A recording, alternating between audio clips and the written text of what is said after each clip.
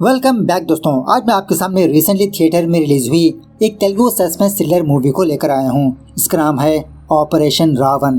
Actually जब ये movie release हुई थी उसी वक्त मैंने इस मूवी को डाउनलोड कर लिया था, लेकिन पता नहीं कैसे मेरे मोबाइल से ये मूवी डिलीट हो गई।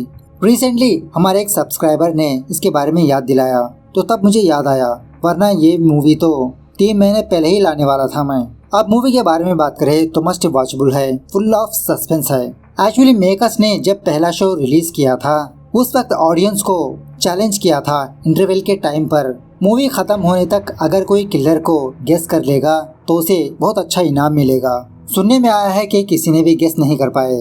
तो चलिए फटाफट से मूवी की कहानी को स्टार्ट कर लेते हैं। उससे पहले लुटा दो प्यार, फॉलो ऑन इंस्टाग्राम। कहानी की शुरुआत में ही एक दुल्हन को दिखाया जाता है जो शायद किसी बंदे के पास बंदी होती है और सामने वाला बंदा इस लड़की के साथ जबरदस्ती चेस खेलते रहता है। जब वो बंदा थोड़ा साइड में जाता है तो ये लड़की अपने हाथ पैरों की जंजीर ओपन करने की कोशिश करने लगती है।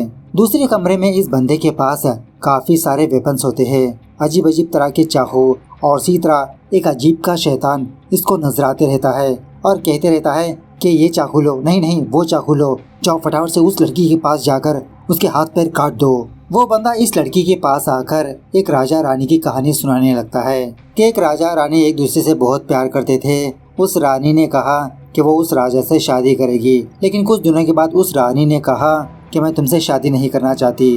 प्यार करके धोखा क्यों दिया उसको, जवाब दो। इस तरह से इस लड़की को टॉर्चर करते हुए इसको मार देता है। खैर दूसरे सीन में मूवी के हीरो श्री राम को दिखाया जाता है। फिलहाल श्री राम एक टीवी न्यूज चैनल पर आता है अपना इंटरव्यू देने के लिए। उसी वक्त आमनी नाम की एक लड़की जो मूवी की हीरोइन है, ये एडिटर के पास आकर एक फाइल देने लगती है। एक्सप्लेन करने लगती है कि सर हॉस्टल के नाम पर बहुत बड़ा स्कैम हो रहा है और स्कैम करने वाला और कोई नहीं मिनिस्टर है। मैंने इसके बारे में एक स्टिंग ऑपरेशन किया और उस मिनिस्टर के खिलाफ मुझे इतने सारे सबूत मिले। एक बहुत बड़ा स्कैम है सर, इसे हमें फटाफट से टेलीकास्ट करना होगा। एडिटर कहने लगता है कि बेटा आमनी तुम थोड़ा रुको, बड़े लोग शामिल है इसमें, सोचना पड़ेगा। मैं सीईओ साहब से बात करता हूँ, देखते हैं वो क्या कहते हैं। इस तरह से वो एडिटर सीईओ के पास जाकर इसी चीज के बारे में बताने लगता है। एक्चुअली वो मिनिस्टर इस सीईओ का बेस्ट फ्रेंड होता है। अब ये बंदा सीईओ तो उस मिनिस्टर के खिलाफ नहीं जा सकता। एडिटर से कहने लगता है कि मैं उस लड़की आमनी को संभाल लूंगा, पर्सनली मैं उससे मुलाकात करके बात करता हूँ, समझाने की कोशिश करूंगा, और इसी तरह किसी बंदे को आमनी के पीछे लगा दो ताकि हम लोगों को इन्फॉर्मेशन मिलती रहे। उसके बाद वो एडिटर श्रीराम को इंटरव्यू करने लगता है, पूछने लगता है कि अरे तुमने तो अपनी पढ़ाई लंदन में की, क्या तुमको तेलुगु आती है? तो श्रीराम एक बहुत ही जबरदस्त पोएम बोलने लगता है तेलुगु में। तो श्रीराम सेलेक्ट हो जाता है और उसी तरह ये एडिटर श्रीराम से कहने लगता है कि अगर तुम यहाँ पर अच्छे से काम करोगे तो तुम्हें बोनस के साथ साथ प्रमोशन भी मिलेगा। इस तरह से श्रीराम को लेकर आमनी के पास जाता है आमनी का असिस्टेंट बनवाने के लिए। मतलब अगर श्रीराम आमनी के पास रहेगा तो इसकी इन्फॉर्मेशन इनको देता रहेगा। खैर दूसरे सीन में उस मिनिस्टर को दिखाया जाता है जो फिलहाल एक आईएएस ऑफिसर को ही मार पीट कर उसे वार्निंग देते रहता है, क्योंकि ये आईएएस ऑफिसर इस मिनिस्टर के खिलाफ कोई कदम उठाया तो इसको बिना मारे जबरदस्त वार्निंग दे देता है। दूसरे दिन वो सीईओ आमनी को बुलाने पर आमनी सारे फाइल से इसके सामने रखती है। सीईओ कहने लगता है कि देखो आमनी, इस केस में बहुत बड़े बड़े लोग शामिल है। आगे बढ़ने से पहले हम लोगों को चेयरमैन से बात करनी पड़ेगी। मैं इस काम में लगा रहूंगा जब तक तुम इस केस की इन्वेस्टिगेशन करो। इस तरह से एक सीरियल किलिंग की फाइल इसको देने लगता है। मतलब शहर में काफी सारी लड़कियां मिसिंग हो रही है और इसी तरह हत्या भी। इसके बारे में स्टोरी बनाने के लिए कहता है। तो ये सुनने के बाद आमनी थोड़ा अपसेट होने लगती है श्रीराम के पास आकर। उसी रात पुलिस वालों को ये खबर मिलती है कि किसी जगह पर एक लड़की की डेड बॉडी पाई गई। एसीपी, इंस्पेक्टर सारे लोग वहाँ पर जाते हैं तो मरी हुई लड़की और कोई नहीं जो मूवी की स्टार्टिंग में दिखाई गई थी ना, वही लड़की होती है जिसका हाथ कटा था। इस लड़की की मरने की खबर मिलने के बाद जीविता नाम की एक लड़की यहाँ पर आती है। एक्चुअली कुछ दिनों पहले जीविता की बेटी मिसिंग हो गई और अभी तक नहीं मिली। शिनाख्त करने के लिए यहाँ पर आती है, लेकिन ये लड़की जीविता की लड़की नहीं होती है। मीडिया वाले भी यहाँ पर पहुंचकर इस चीज को कवर करने लगते हैं। पुलिस वालों के ऊपर कुछ ज्यादा प्रेशर होने की वजह से पुलिस वालों को जिन जिन लोगों पर शक होता है उन सारे लोगों को पुलिस स्टेशन पर बुलाकर मार पीट कर पूछताछ करते रहते हैं। अब तक काफी सारी लड़कियां मिसिंग हो चुकी होती है।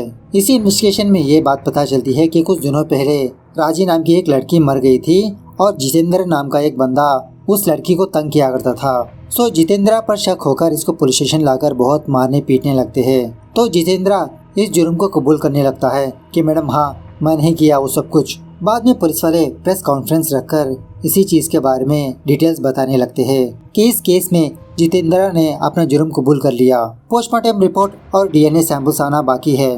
तो इसी दरमियान में वो औरत जीविता दोबारा पुलिस स्टेशन पर आकर उस जितेंद्रा को देखती है जिसके चेहरे पर मास्क पहना के रखा होता है। इस जितेंद्रा को बहुत मारने पीटने लगती है कि बताओ मेरी बेटी को तुमने क्या किया, मेरी बेटी कहाँ पर है। सारे पुलिस वाले जीविता को कूल करने की कोशिश करने लगते हैं कि मैडम हम हमारे तरीके से इन्वेस्टिगेशन कर रहे हो ना, लेकिन फिर भी जीविता इन पुलिस वालों को बहुत लानतान करने लगती है।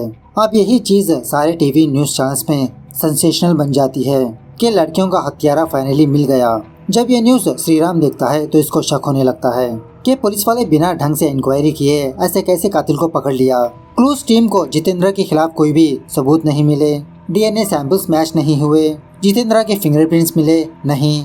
बेचारे जितेंद्र को मार पीट कर जुर्म कबूल करवाया ताकि पुलिस वाले फटाफट से इस केस को क्लोज कर दे। सच्चाई कुछ और है आमिनी, चलो हम इसकी इन्वेस्टिगेशन करते हैं अपने तरीके से। सो इस तरह से श्रीराम और आमिनी हर एक विक्टिम के घर के पास जाकर पूछताछ करते रहते हैं। सारे लोगों का एक ही कहना होता है कि कुछ दिनों के बाद इनकी बेटी की शादी होने वाली थी, रात को कहीं पर गई थी, उसी वक्त वो मिसिंग हो गई। दूसरी तरफ जीविता के पास काम करने वाला एक बंदा 2 लोगों को घर पर बुलाता है जो भविष्य देखने का काम करते हैं। कहने लगता है कि इनका भविष्य सच होता है। इसी दरमियान में श्रीराम और आमिनी जीविता के पास आते हैं, पूछने लगते हैं कि आपकी बेटी बिंदु के बारे में कुछ बता सकते हो। जीविता बहुत दुखी होते हुए कहने लगती है कि 24 घंटे मेरी बेटी मेरे पास ही घूमती थी, लेकिन अब मेरी बेटी एक न्यूज़ बन के रह गई।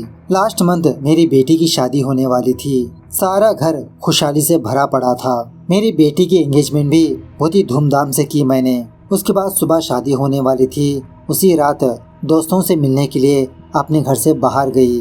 बहुत देर हो गई, वो घर पर वापस नहीं लौटी। मैंने सोचा कि अब आएगी या तब आएगी, और बहुत लेट होने के बाद मैंने मेरी बेटी बिंदु को फ़ोन किया, लेकिन उसका फ़ोन स्विच ऑफ हुआ। तब मेरे मन में घबराहट पैदा हुई। फटाफट से मैं पुलिस स्टेशन पर जाकर मेरी बेटी की मिसिंग कंप्लेंट लिखवाई, लेकिन पुलिस वालों ने तो कंप्लेंट लेने के बजाय मुझे ही लानतान करने लगे कि शायद तुमने तुम्हारी बेटी की नापसंद शादी कर रही थी, इसीलिए तुम्हारी बेटी किसी बंदे के साथ भाग गई होगी। उस दिन से लेते हुए अभी तक मैं पुलिस स्टेशन के चक्कर काट रही हूँ। जहाँ पर भी किसी लड़की की डेड बॉडी मिलती वहाँ पर मैं पहुँच जाती हूँ। मुझे ये तक नहीं पता कि मेरी बेटी जिंदा भी है या नहीं। बाद में श्रीराम इन तांत्रिकों को देखकर जीविता से पूछने लगता है, क्या आप अभी भी इन सब के बारे में यकीन करते हो? जीविता कहने लगती है कि मैं हर एक कोशिश कर रही हूँ, बस मुझे मेरी बेटी का पता लग जाए वही काफ़ी है। बस एक छोटी सी होप लेकर बैठी हूँ मैं। खैर इसके बाद आमिनी वापस अपने घर पर आकर जब रेस्ट ले रही होती है तो तभी एक अनजान बंदा इसके घर के अंदर घुस आता है। आवाज़ें सुनकर आमिनी फटाफट से अपनी नींद से जाग जाती है, अपने बेडरूम का दरवाज़ा लॉक कर लेती है। लेकिन इसी दरमियान में आमिनी ये देखती है कि उस बंदे के हाथ पर एक टैटू है, कोई सांप वाला टैटू, समथिंग लाइक दैट। दूसरे दिन आमिनी अपने चैनल पर आकर श्रीराम से कल रात जो हुआ वही बात सुनाने लगती है। बाद में ये दोनों एक साइकियाट्रिस्ट डॉक्टर के पास जाते हैं, ऐसे ही सीरियल किलर्स के बारे में थोड़ा इन्फॉर्मेशन हासिल करने के लिए। डॉक्टर यही समझाने लगता है कि कोई भी बंदा बचपन से साइको नहीं बनता, उसके साथ जो हालात पेश आते हैं उन हालातों की वजह से वो साइको बनता है। ऐसे बंदों को पता नहीं चलता कि वो अपने फीलिंग्स को कैसे जाहिर करे। एक्चुअली ये साइकियाट्रिस्ट डॉक्टर आमिनी का अंकल होता है। बाद में ये दोनों अपने स्टूडियो आकर श्रीराम आमिनी से कहने लगता है कि ये सीरियल किलर लोगों को कुछ बताना चाहता है, इसीलिए इंटेंशनली लड़कियों को उनके हाथ काट रहा है और हर डेड बॉडी के पास एक चेस्ट पाउंड रखता है। ये सब देखकर ऐसा लगता है कि वो साइको किलर गुस्से से भरा पड़ा है। उसके बाद ये दोनों जितेंद्र के घर पर जाते हैं, वही पुलिस वालों ने अरेस्ट किया था। तो घर की हालत को देखकर ही इन दोनों को पता लग जाता है कि जितेंद्र ऐसा काम कर ही नहीं सकता। पुलिस वाले जानबूझकर उस जितेंद्र को इस केस में फंसाया और इसी तरह अभी तक पुलिस वालों ने मीडिया वालों को अपडेट नहीं दिया। इस तरह से जब ये दोनों वहाँ से जा रहे होते हैं तो तभी आमिनी वो हाथ देखने लगती है जो कल रात इसको नजर आया था, जिसके हाथ पर टैटू था। आमिनी फटाफट से यही बात श्रीराम को बताने लगती है कि मैंने उसी बंदे को देखा, वही हाथ था। तो श्रीराम फटाफट से उस बंदे को फॉलो करने लगता है। इस बंदे के साथ एक और बंदा भी ज्वाइन होता है। ये दोनों श्रीराम पर टूट पड़ते हैं, फाइट करने लगते हैं। बाद में श्रीराम इन दोनों को मार पीट कर उस मिनिस्टर के पास जाता है एक्चुअली ये दो बंदे और कोई नहीं, उस मिनिस्टर के बंदे होते हैं। आमनी के पास इस मिनिस्टर के खिलाफ जो फाइल होती है ना, उसी फाइल को हासिल करने के लिए कल रात वो बंदा आमनी के घर पर आया था। श्रीराम इस मिनिस्टर को जबरदस्त तरीके से वार्निंग देने लगता है कि अगर ये चीज दोबारा रिपीट हुई तो तुमको सारे पब्लिक के सामने नंगा कर दूंगा। इस तरह से मिनिस्टर के खिलाफ एक वीडियो भी दिखाने लगता है। उस वीडियो में ये मिनिस्टर सीएम के खिलाफ ही कुछ बातें बोल रहा होता है। दूसरी तरफ एक बंदा एसीपी के पास आकर अपनी बेटी की वेडिंग कार्ड देने लगता है। इसके बेटी का नाम होता है फातिमा। शादी की तैयारियां बहुत ही धूमधाम से हो रही होती है। तो उसी रात फातिमा कुछ बाहर जाने लगती है अपने दोस्तों को इनविटेशन कार्ड देने के लिए। जब वापस अपने घर पर आ रही होती है तो वो बंदा फातिमा को किडनैप कर लेता है। थोड़ी देर के बाद किसी जगह पर फातिमा की लाश पाई जाती है। सेम वही पैटर्न, हाथ कटा हुआ, चेस्ट का एक कॉइन वहाँ पर रखकर। दूसरे दिन आमनी दो लोगों को अपने टीवी न्यूज चैनल पर बुलाकर इनका इंटरव्यू लेने लगती है। इंटरव्यू के दौरान आमनी यही कहने लगती है कि पुलिस वाले जानबूझकर जितेंद्रा को अरेस्ट किया। अब जितेंद्रा पुलिस वालों के कस्टडी में है, लेकिन इसके बावजूद भी ये हत्या कैसे हुई। अब ये न्यूज वो एसीपी देख रहा होता है। इंटरव्यू देखकर बहुत गुस्सा होने लगता है। फटाफट से उस टीवी न्यूज चैनल के पास जाकर बहुत हंगामा करने लगता है। स्पेशली आमनी को स्टूडियो से बाहर बुलाकर इसको बहुत डांटने लगता है। इसके साथ बहुत ही गंदी बातें करने लगता है। एसीपी यही कहने लगता है कि हम लोग ड्यूटी कर रहे हैं, इसीलिए तुम लोग सेफ हो। आमनी भी कहने लगती है कि सर ये आपकी ड्यूटी है, हम जो टैक्स पे करते हैं उसी से आपकी सैलरी मिलती है और आप जॉब करते हो, और ये ड्यूटी भी आप लोग ढंग से नहीं कर रहे हो। बेचारे जितेंद्रा को खामखा अरेस्ट कर लिया। इस तरह से बहुत हंगामा होने लगता है वहाँ पर। सीईओ फटाफट से इस एसीपी के पास आकर माफी मांगने लगता है। एसीपी जाने के बाद एडिटर और सीईओ आमनी को बहुत डांटने लगते हैं कि किसे पूछकर तुमने ये इंटरव्यू अरेंज किया, क्या समझती हो अपने आप को, क्या ये चैनल तुम्हारा है। तो तभी यहाँ पर श्रीराम आता है। यहीं पर हमको ये बात पता चलती है कि श्रीराम कोई एम्प्लॉय नहीं बल्कि इस चैनल का चेयरमैन है। वो बंदा सीईओ भी इसके पास आकर माफी मांगने लगता है। यहाँ पर एक और बात यह है कि श्रीराम और आमनी एक ही कॉलेज में पढ़ाई की। कॉलेज डेज में श्रीराम ने आमनी को प्रपोज किया, लेकिन आमनी ने अभी तक इसका जवाब नहीं दिया। तो इसका ही जवाब लेने के लिए श्रीराम इस टीवी न्यूज चैनल पर ज्वाइन होता है एज ए एम्प्लॉय की तरह। सो फाइनली अब जाके आमनी इसके प्यार को एक्सेप्ट करती है। इन दोनों की एंगेजमेंट भी हो जाती है। खैर उसके बाद एक दिन जीविता उस साइकियाट्रिस्ट डॉक्टर के पास आती है, भाई थोड़ा अपना इलाज करवाने के लिए, मन शांत रखने के लिए। उसी वक्त आमनी इस डॉक्टर के पास आती है अपने शादी का इनविटेशन कार्ड देने के लिए। आमनी अपने अंकल और जीविता को भी अपना इनविटेशन कार्ड देने लगती है। ये शादी का कार्ड देखकर बेचारी जीविता को दोबारा अपनी बेटी की याद आती है। बाद में आमनी किसी रेस्टोरेंट पर जाकर अपना लंच करने लगती है। उसी रेस्टोरेंट पर वो एसीपी भी होता है जो कुछ दिनों पहले आमनी से झगड़ा किया था। आमनी को देखकर यही सोचने लगता है कि इस लड़की को तो जोरदार सबक सिखाना ही पड़ेगा। सारे पब्लिक के सामने मुझे जलील करने लगी, अब आई हाथ मेरे। वो एसीपी अपने कांस्टेबल को बुलाकर कहने लगता है कि तुम स्टेशन पर चले जाओ, मैं बाद में आता हूँ। इसी दरमियान में वो लेडी इंस्पेक्टर एसीपी को कॉल करने लगती है, लेकिन उस एसीपी का फोन स्विच ऑफ में होता है। इस तरफ आमनी पार्किंग लॉट पर आती है श्रीराम से फोन में बात करते हुए, अभी मैं बाहर निकल रही हूँ, फटाफट से तुम मुझे यहाँ पर मिलो। इसी दरमियान में एक व्हाइट कलर की कार आमनी को ठोकने वाली होती है, जस्ट मिस बच जाती है आमनी। तभी एक मास्क वाला बंदा आमनी को बेहोश करके अपनी गाड़ी के डिक्की में डाल देता है। उसी वक्त वो एसीपी आमनी को ढूंढते हुए पार्किंग लॉट पर आता है।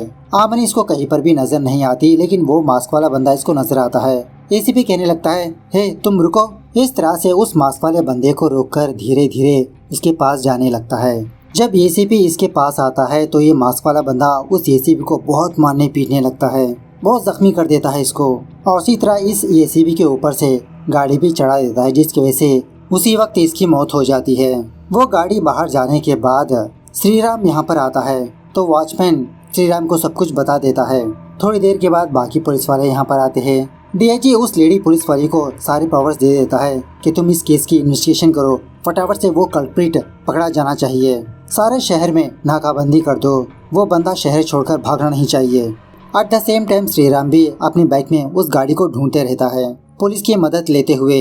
इस तरफ उस गाड़ी का नंबर चेक करने के बाद पुलिस वालों को ये बात पता चलती है कि वो गाड़ी का नंबर फेक है। दूसरी तरफ वो सीरियल किलर आमनी को शहर से बहुत ही दूर ले जाते रहता है। थोड़ी देर के बाद आमनी को होश में आकर इस गाड़ी की डिक्की को ओपन करने की कोशिश करने लगती है, चीखने चिल्लाने लगती है।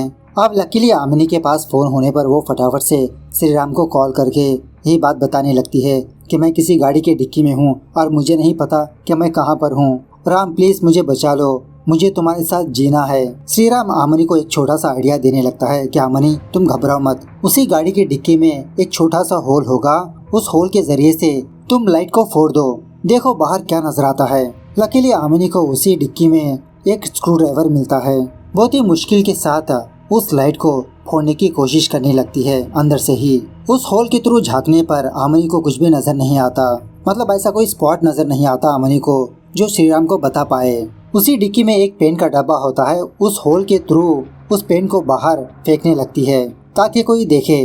श्रीराम यही बात उस लेडी पुलिस ऑफिसर को कॉल करके बताने लगता है और उसी तरह से फटाफट से आमिनी के फोन को ट्रैक करने के लिए भी कहता है। सो पुलिस वाले फोन ट्रैक करके श्रीराम को अपडेट देने लगते हैं। श्रीराम दूसरी डायरेक्शन पर जा रहा होता है और वो गाड़ी दूसरी डायरेक्शन पर। थोड़ी देर के बाद जब वो गाड़ी किसी ट्रैफिक के पास रुकती है, एक बंदा उस सीरियल किलर से कहने लगता है कि आपकी गाड़ी से पेन लीक हो रहा है, थोड़ा चेक कर लीजिए आप। तो वो सीरियल किलर को पता लग जाता है कि आमिनी ने कुछ बहुत बड़ा कांड किया।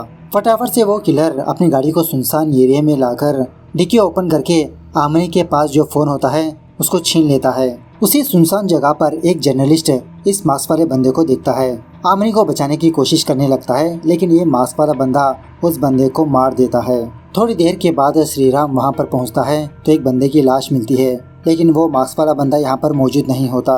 श्रीराम दोबारा पुलिस के बताए हुए डायरेक्शंस पर उस कार को ढूंढते रहता है। वो पुलिस वाली श्रीराम को बताती रहती है कि राम आप टारगेट के पास हो और थोड़ा आगे जाइए, लेकिन श्रीराम को दूर दूर तक वो कार नजर ही नहीं आती। दूसरी तरफ डीआईजी दूसरे पुलिस वालों से ये कहने लगता है कि आप लोग ये काम करो, वो बंदा आमिनी को किडनैप करने से पहले कहाँ कहाँ पर घुमा उसका सीसीटीवी फुटेज निकालो। इस तरफ श्रीराम एक छोटी सी ट्रक को रोकने लगता है। शॉकिंगली आमिनी का फोन इसी ट्रक में होता है, मतलब उस साइको किलर ने आमिनी का फोन इस ट्रक में डाल दिया पुलिस वालों को भटकाने के लिए। इस तरफ किलर ये देखता है कि किसी जगह पर पुलिस की चेकिंग हो रही है, अपनी गाड़ी को रुका लेता है, सोचने लगता है कि अब यहाँ से कैसे जाऊँ। उसी जगह पर एक बहुत बड़ा कंटेनर होता है, ये बंदा उस कंटेनर वाले बंदे से बात करने लगता है। इसी दरमियान में आमिनी अपने बैंगल्स, अपनी अंगूठी, अपनी चैन उस होल के जरिए से नीचे डालने लगती है। ये मास्क वाला बंदा अपनी गाड़ी को उस ट्रक के अंदर चढ़ा देता है, मतलब छुपा लेता है यहाँ से बच के निकलने के लिए। वो ट्रक जाने के बाद उसी वक्त श्रीराम यहाँ पर आता है। एक्चुअली इस जगह पर एक छोटी सी मंदिर होती है। श्रीराम को समझ में नहीं आता कि अब ये यहाँ से किस तरफ जाए। बहुत दुखी होने लगता है कि दूर दूर तक वो गाड़ी नजर नहीं आ रही और शायद ये आमिनी को खो देगा। थोड़ी देर के बाद श्रीराम को उसी जगह पर अपनी एंगेजमेंट रिंग नजर आती है। ये देखकर आसपास के लोगों से पूछने लगता है कि यहाँ पर एक व्हाइट गाड़ी थी, किस तरफ गई। लकीली वहाँ के लोग श्रीराम को सच बताने लगते हैं कि वो गाड़ी कंटेनर में है। फटाफट से पुलिस वालों को कॉल करके फोर्स बुलाने के लिए कहता है। फाइनली श्रीराम उस कंटेनर वाली ट्रक को फाइंड आउट कर लेता है। अपनी बाइक के जरिए से हवा में उड़कर इस पर कूद पड़ता है इस ट्रक को रोकने के लिए। At the same time police वाले भी इस ट्रक की जबरदस्त तरीके से चेजिंग करते रहते हैं, लेकिन वो मास्क वाला बंदा सारे पुलिस वालों को उड़ा देता है। इस एक्सीडेंट की वजह से बेचारा श्रीराम भी बहुत जख्मी हो जाता है, बेहोश पड़ा रहता है। इस तरफ वो मास्क वाला बंदा आमिनी को अपने अड्डे पर लाता है। दूसरी तरफ पुलिस वाले अपनी इन्वेस्टिगेशन के प्रोसेस में उस डॉक्टर के पास आते हैं। वही वो साइकियाट्रिस्ट डॉक्टर, आमिनी का अंकल। पता चलता है कि ये डॉक्टर दोपहर से ही अपने क्लिनिक में नहीं है। उस हॉस्पिटल की तलाशी लेने के बाद पुलिस वालों को एक क्लू मिलता है। डीआईजी को फोन करके कहने लगता है कि सर हमें इस केस में एक लीड मिली है, अभी मैं आपको मेल करता हूँ। इस तरफ ये किलर धीरे धीरे अपना मास्क हटाने लगता है। शॉकिंगली ये बंदा और कोई नहीं वर्मा होता है। वर्मा और कोई नहीं जीविता का भाई होता है। इस वर्मा को देखकर आमिनी शॉक में रह जाती है कि वो साइको किलर ये बंदा है। वर्मा आमिनी को देखकर कहने लगता है, अरे बुज्जी तुम नीचे क्यों बैठी हो, आओ आओ इधर बैठो, क्यों रो रही हो। अरे मैं हूँ तुम्हारा मामा, अब तो तुम्हारी शादी होने वाली है ना, ये लो ये साड़ी पहन के आ जाओ। इस तरह से एक लाल साड़ी, जेवर गहने वगैरह देने लगता है। तुम साड़ी पहन के आओ, हम दोनों चेस खेलेंगे। कितने दिन हुआ हम दोनों चेस खेले हुए। साड़ी बदलने के लिए जब आमिनी दूसरे कमरे में आती है तो इसके पॉकेट में एक ईयरबड को देखती है जो अभी भी ऑन होता है। राम को बुलाने लगती है, राम तुम कहाँ पर हो। इस तरफ बेचारा राम बेहोश पड़ा होता है। थोड़ी देर के बाद श्रीराम को होश आने पर वो आमिनी से बात करने लगता है और आमिनी को ये नहीं पता कि ये कहाँ पर है। बस यही कहने लगती है कि आसपास के एरिया में एक कंस्ट्रक्शन वर्क हो रहा है और उसी तरह वर्मा के बारे में भी बताने लगती है। अब उसी कंटेनर में श्रीराम एक बाइक को देखता है। जब तक श्रीराम इसके पास ना आ जाए तब तक आमनी वर्मा के साथ नाटक करने लगती है। बहुत ही अच्छे से बिहेव करती रहती है। वर्मा इसके साथ बहुत ही प्यारी प्यारी बातें करते रहता है। इसी बातों ही बातों में सीन थोड़ा फ्लैशबैक में जाने लगता है। जब वर्मा छोटा बच्चा था उसी वक्त इसके माँ बाप की डेथ हो गई थी और वर्मा की बड़ी बहन जीविता ने इसको अपने पास रख लिया। इसीलिए वर्मा अपनी बड़ी बहन को माँ कहकर ही बुलाता है, क्योंकि इसने वर्मा की माँ की कमी को पूरा किया। जब बिंदु 2 साल की थी उसी वक्त इसके फादर की डेथ हो गई, मतलब जीविता विधवा हो गई। लेकिन जीविता बहुत ही मेहनत करके बिंदु और वर्मा को पाल पोस कर बड़ा किया। वर्मा बिंदु को बचपन से ही बहुत लाइक करते रहता है। जब भी बिंदु रोने लगती वर्मा जोकर बनकर इसको हंसाते रहता। एक दिन जब बिंदु के हाथ में मेहंदी लगी होती है तो वर्मा रात भर उसी मेहंदी को देखते रहता है कि कहीं बिंदु गलती से इस मेहंदी को ना मिटा दे। उसके बाद बिंदु बड़ी होने के बाद वो कॉलेज भी जाने लगी। बिंदु की पढ़ाई खत्म होने के बाद जीविता ये डिसाइड कर लेती है कि वर्मा और बिंदु की शादी कर देगी। लेकिन बिंदु वर्मा के पास आकर ये कहने लगती है कि वर्मा, मैं रवि नाम के एक बंदे से बहुत प्यार करती हूँ। मैं ये बात अपनी माँ से नहीं बता सकती। प्लीज तुम ही इस शादी को कैंसिल कर दो ना, मैं रवि के बिना जी नहीं सकती। तो ये सुनने के बाद वर्मा का दिल टूट जाता है। बिंदु को लेकर काफी सारे ख्वाब देखे होते हैं इसने और वो सारे ख्वाब चूकनाचूर हो जाते हैं। सो वर्मा उसी तरह से जीविता के पास जाकर यही बात कहने लगता है कि मैं बिंदु से शादी नहीं कर सकता। और कुछ दिन गुजरने के बाद बिंदु और रवि की शादी तय हो जाती है। जब बिंदु की एंगेजमेंट हो रही होती है तो वर्मा इस बात को सह नहीं पाता कि कोई दूसरा बंदा बिंदु को टच कर रहा है। वर्मा एक कंस्ट्रक्शन साइट पर जाकर बहुत दुखी होने लगता है। एक्चुअली जीविता एक होटल बनवा रही होती है। वर्मा जब बिंदु के बारे में सोच रहा होता है तो इसको कुछ लोग दिखाई देने लगते हैं, मतलब इमेजिनेशन करने लगता है। वो लोग और कोई नहीं, अच्छाई और बुराई। अच्छाई वर्मा से कहने लगती है कि वर्मा, तुमने बहुत ही अच्छा काम किया, अपनी बहन की इज्जत बचाई, अपने प्यार को सैक्रिफाइस कर दिया, बिंदु को एक नई जिंदगी दी है तुमने। उसी वक्त शैतानी थॉट्स भी वर्मा से ये कहने लगते हैं, अरे वर्मा, तुमने उस बुज्जी को इतना प्यार किया और बदले में उस बुज्जी ने तुम्हें क्या दिया? सिर्फ धोखा। अगर मना करना था तो पहले ही बोल देती। तुम्हारे मन में ऐसी आशा क्यों जगाई? वो बुज्जी बहुत ही सेल्फिश है वर्मा। जब वो बुज्जी रोती थी तो तुम जोकर बनके उसे हंसाने लगे। उसकी खुशी में तुम्हारी खुशी थी, उसके दुख में तुम्हारा दुख था। इस तरह से वर्मा के दिमाग के अंदर अच्छाई और बुराई के बीच जबरदस्त तरीके से फाइट होने लगती है। इस लड़ाई में अच्छाई हार जाती है। इसके अंदर जो बुरी चीजें होती है ना, क्रोध, लाभ, ईर्ष्या, काम, ये सारी चीजें जीत जाते हैं। इसी सोच के साथ वर्मा के अंदर का वो जो साइकोपन होता है ना, वो जाग जाता है। थोड़ी देर के बाद बिंदु वर्मा के पास आकर इसको बहुत थैंक यू बोलने लगती है कि ये सब कुछ तुम्हारी वजह से हुआ।